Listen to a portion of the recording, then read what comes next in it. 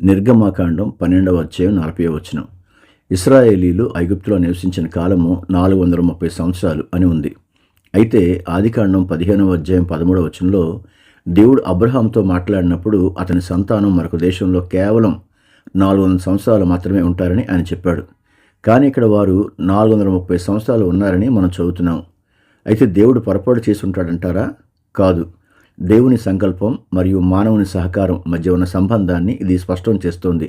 దేవుడు కాలాన్ని నిర్ణయించినప్పటికీ మనం ఆయనకు ఎంత త్వరగా లోబడతాము అనే దానిపై ఆ కాలం ముగింపు ఆధారపడి ఉంటుంది.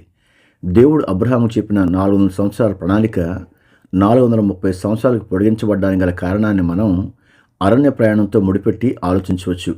2 ఏళ్ల అరణ్య యాత్ర 40 ఏళ్లుగా మారడం అనేది మన అవిధేయతకు నిదర్శనం.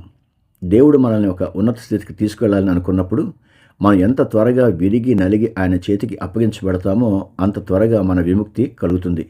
ప్రార్థన. ప్రభువా, మా అవిధేయత వలనో మా గర్వం వలనో నీవు మా జీవితాల్లో అనుకున్న అద్భుతాలు ఆలస్యం కాకుండా సహాయం చేయండి.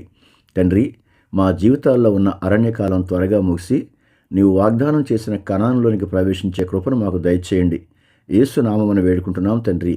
ఆమెన్.